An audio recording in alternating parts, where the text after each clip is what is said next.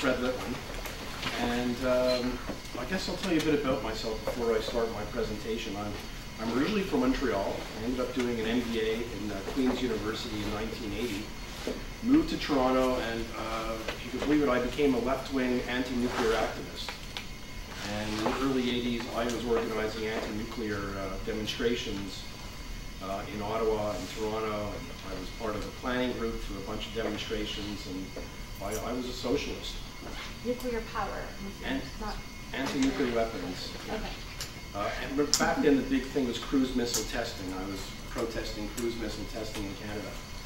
I ended up taking a year off in 1983. I went around the world, backpacked, took the Trans-Siberian Express to China. I backpacked in China for a couple of months. Came back, I ended up working in New York City, and I ended up becoming a vice president of a software company that was then acquired by Intel Corporation. And I worked 9 years at Intel Corporation in Singapore and Hong Kong and Europe. And I retired in 2000 because Intel did very well. So I retired at the age of 44 and moved back to Canada and started a music company and became very active in, I own a blues music CD company called Northern Blues Music. And then in 2007 I started the Free Thinking Film Society to show films and bring in speakers here in Ottawa. Along the way, of course, I also came out in the early 80s as a gay man in Toronto when I lived.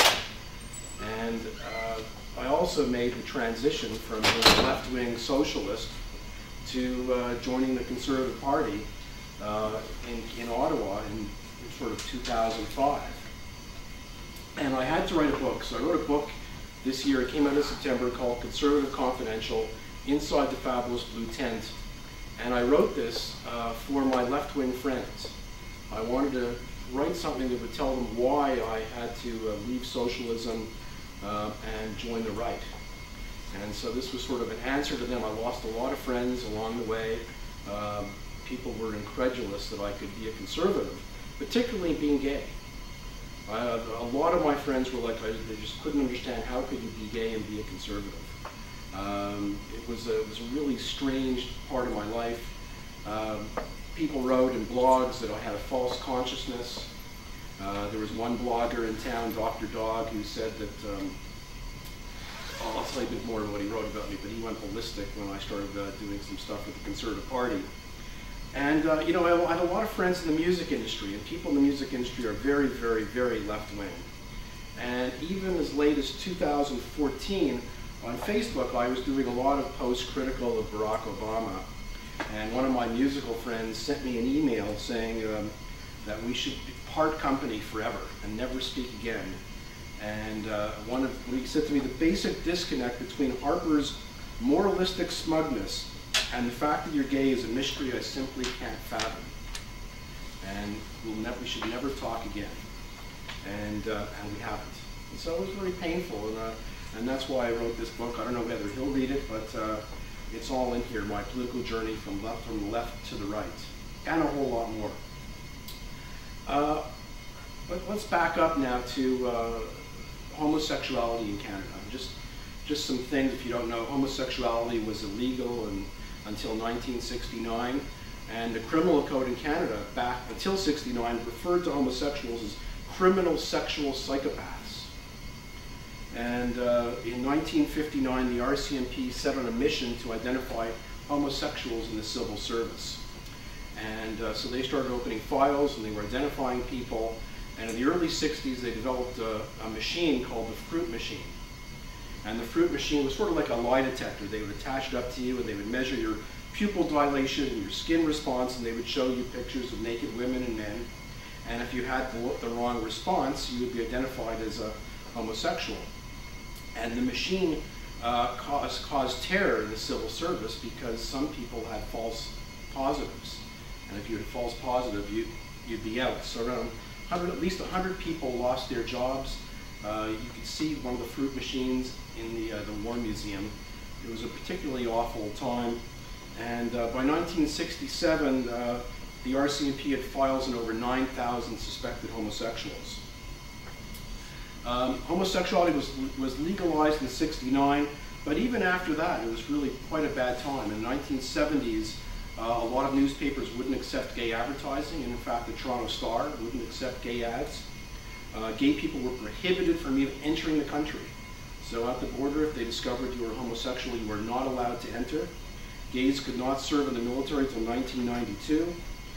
Gay bookstores were harassed. Gay people were arrested in gay bars across the country in the 1970s and 80s. Gay bathhouses were raided. And while the American Psychiatric Association removed homosexuality as a mental illness in '73, Canada only did that in 1982, and Alberta only in 2010. And in fact, between 1995 and 2004, 1,700 people in Alberta were treated for homosexuality through Medicare. Now, when I was going to give this talk, one of the people in the group said, "I hope you're not going to bash the conservatives." And I said, "No, I'm not going to bash the conservatives. But I can if you want. But no, I'm not going to bash the conservatives. But I do want to say a little bit back in the debate in 1969 on legalizing homosexuality. What a few conservatives, most of the progressive conservatives voted against legalization, and just what a few of the conservatives said. Walter Carter from St. John's West said homosexuality was a psychological aberration that if universally practiced, the human race would be extinct. Roch LaSalle from Joliet said homosexuals were sick people and should be confined in special hospitals to be cured. Walter Dinsdale from Manitoba said homosexuality is something that spreads like the plague, for there's no more destructive drive than sexual impulse running wild. So there were some pretty bad people back then, but of the time, Tommy Douglas voted for legalization of homosexuality, but his view was he wanted it legalized so that people can go to hospitals and get the treatment that they deserved for this illness. So it wasn't just people on the right, it was people on the left. Very quickly, just history, the road to same-sex marriage was largely paved by the courts, although if you ask the Liberal Party of Canada, they'll tell you that they were great champions of same-sex marriage. It's actually not true, and in fact, in June 1999, the House of Commons passed a motion, a Reform Party motion, that marriage was the union of one man and one woman, and that was supported by Jean Chrétien and Paul Martin.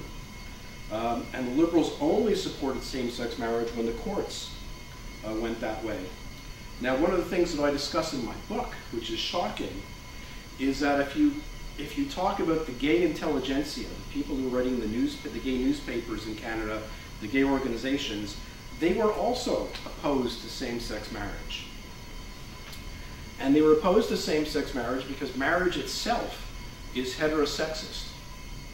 And so the gay leadership in Canada was very much against same-sex marriage. And I show a lot of this in this book. The first gay newspaper, or the biggest gay newspaper back in the 70s and 80s, was the Body Politic out of Toronto. And it was extremely left-wing. They were obsessed with polyamory, polygamy, and intergenerational sex, and they had several articles about men having sex with boys, and there was some pretty bad stuff in the Body Politic. Their circulation wasn't very big, so back in the 1980s, they closed the Body Politic, their publishers, and they started a new publication called Extra. And Extra was the gay publication, same people running it, and they had Extra West in Vancouver, Capital Extra in Ottawa, and just Extra in Toronto. And they were so hostile to same-sex marriage that the articles from Extra were used in court cases by opponents of same-sex marriage to show that gay people were opposed to same-sex marriage. And in fact, if you go to like Real Women of Canada, which is an anti-feminist conservative group, they used to love going through Extra because they would find out all these crazy things that these left-wing gays would believe in, and they would believe that this was all of gays. Let me give you an example of some of the craziness that was in the gay newspaper. This is from Capital Extra, July 2005. It's by one of their columnists. I'll read it. It's about same-sex marriage. He says, is this all there is to a social revolution? Is this what I signed up for? I believe we could obtain equal rights and sufficient day-to-day acceptance to avoid being beaten up without changing ourselves. They were supposed to accept our differences, not adapt or co-opt them. We were out to change the world, and we did. But I forgot to calculate the impact of the new world on queerdom. If we're the same as straights, except for the matter of whom we choose to boink or marry, then remind me, please, what exactly we're so proud of.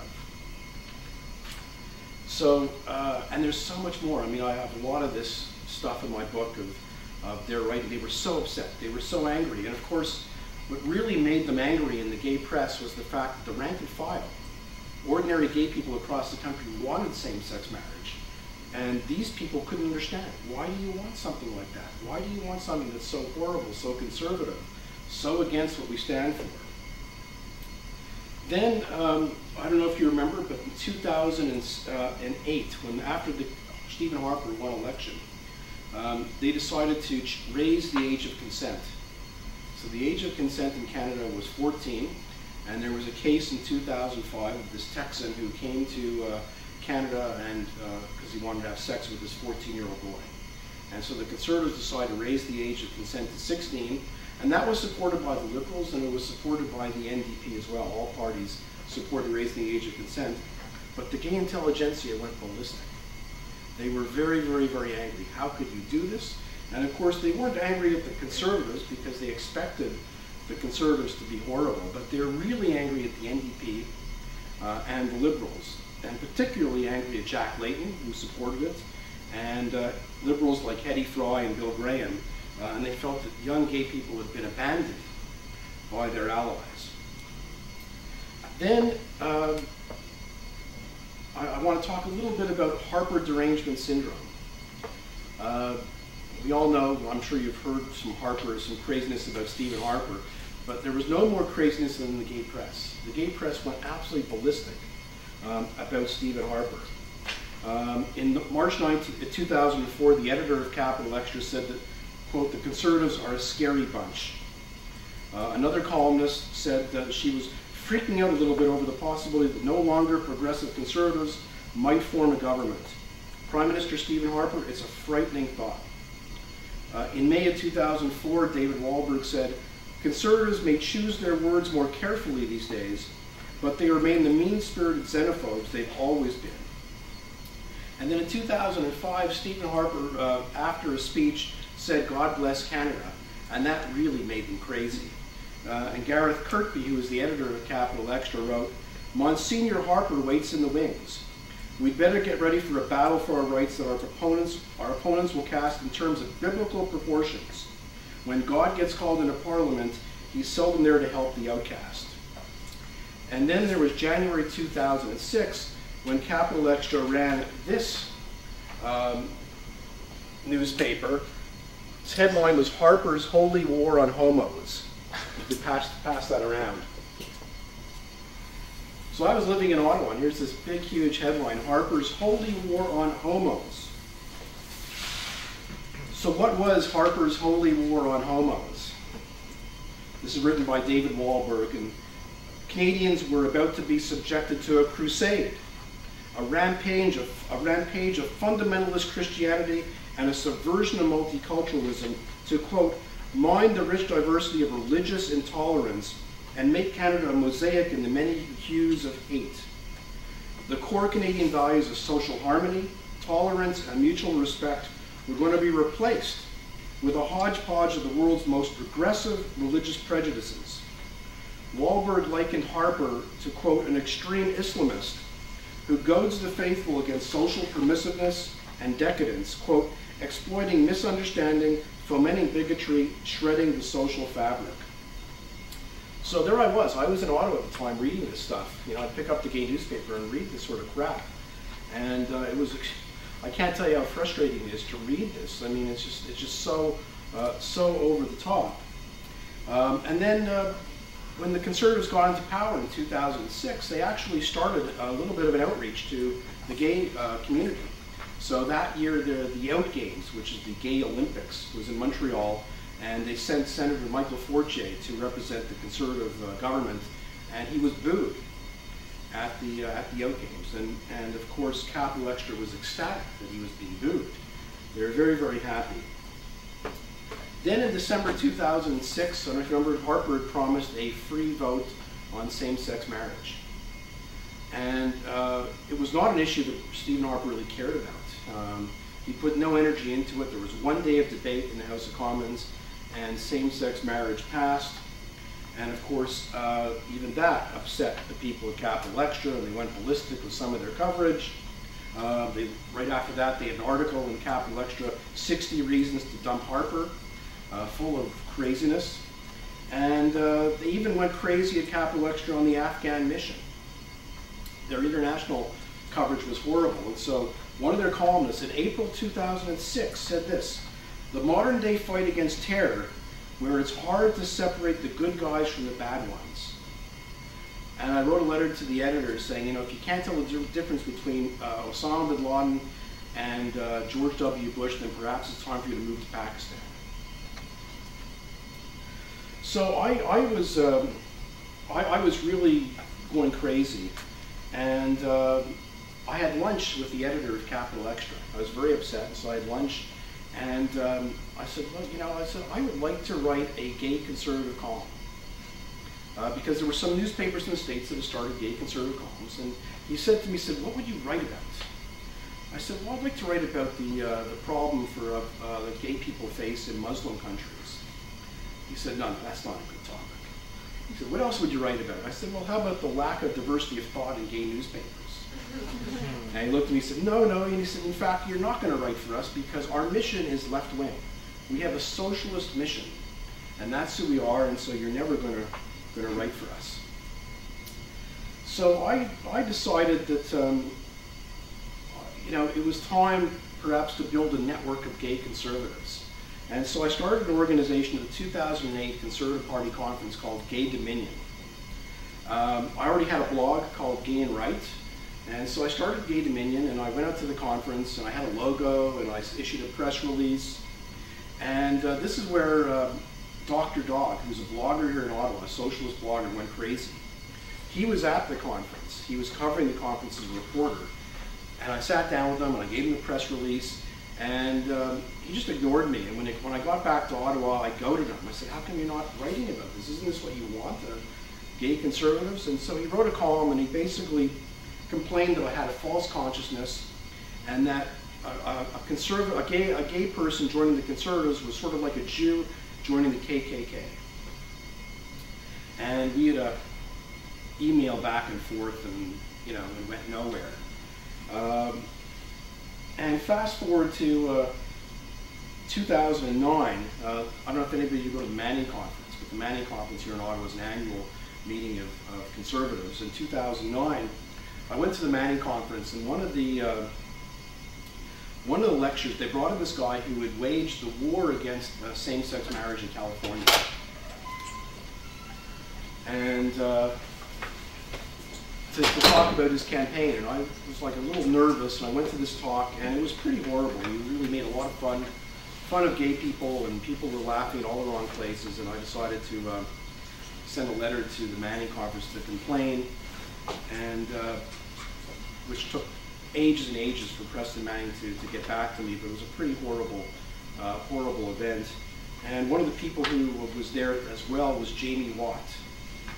Jamie Watt is a well-known gay conservative, and in fact he wouldn't even come down to present his topic until this guy was finished.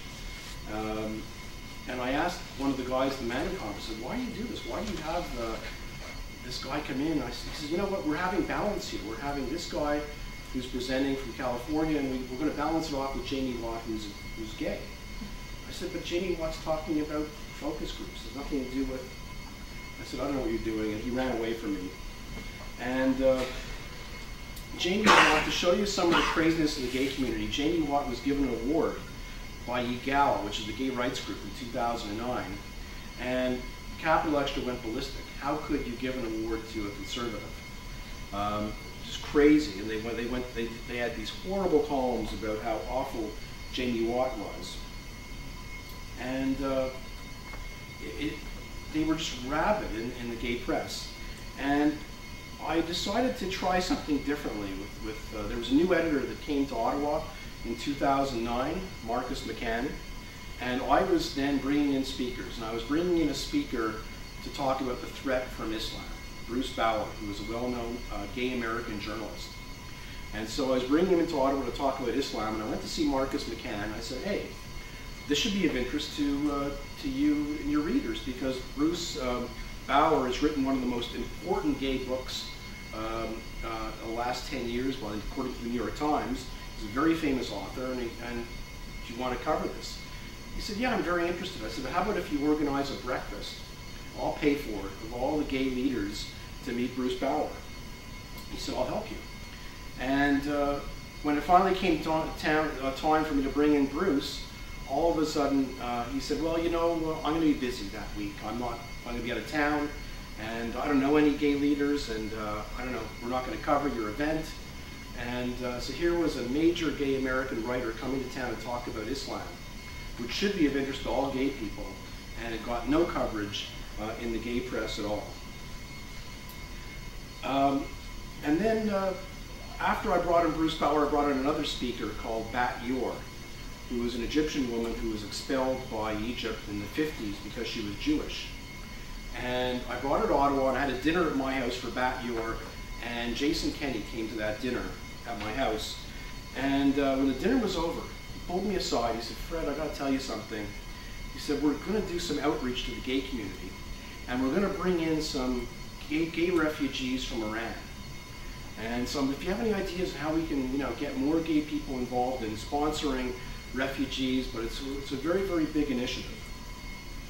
Now this should have been big news. You know, here was the Conservative government actively bringing in gay refugees from Iran. It's a big program to help people sponsor refugees, and of course it wasn't. And in fact, in a minute I'll get back to it, but it became a cause célèbre in the gay community. I started a film festival here in Ottawa, and one of the films at my first film festival I wanted to show was about Gay Pride March in Ottawa, in Toronto, and how it was being misused by queers against Israeli apartheid. So it was a film by a Toronto filmmaker, a gay filmmaker, Martin Gladstone, called Reclaiming Pride. And he was pissed off that queers against Israeli apartheid was ruining gay pride for a lot of people. And he made this film. And so I decided I'm going to show this film, and I issued a press release to all my gay contacts. I'm bringing in this film about pride. And one of the people on my list was the liaison officer at the police force. So this guy gets my email about this film, and he figures, you know what, this is interesting. Maybe other gay people that I know will be interested. So he resends my email to his email list saying, here's an interesting film coming to Ottawa. So the extra people went ballistic. How dare the police send out an email promoting a right-wing film festival? And so that became a front page article in Capital Extra with an editorial. How dare them? What's wrong with the police there? This shows how anti-gay they are, how much they hate us, by promoting a film put on by a right-wing person like Fred Litwin. And I mean, it was just absolutely, I mean, I felt sorry for the police. They tried to do something good, and they were spit on. Right after that film festival, it was September 2010, and my friend Roy Eapen called me, and he said, you know, there's a new gay conservative group in the US starting called GOP Proud, and they're having a fundraiser in New York City, and Ann Coulter is going to speak at the fundraiser. He said, you want to go down to this fundraiser? And it's going to be held at the home of Peter Thiel. Peter Thiel is a billionaire investor in Facebook. And I'm personally not a big fan of Ann Coulter for a variety of reasons, but the more I thought about it, the more I felt, you know what, New York City, I can have a weekend in New York City, and I'm going to see Ann Coulter speak at a gay event, and I said, this might be a huge train wreck.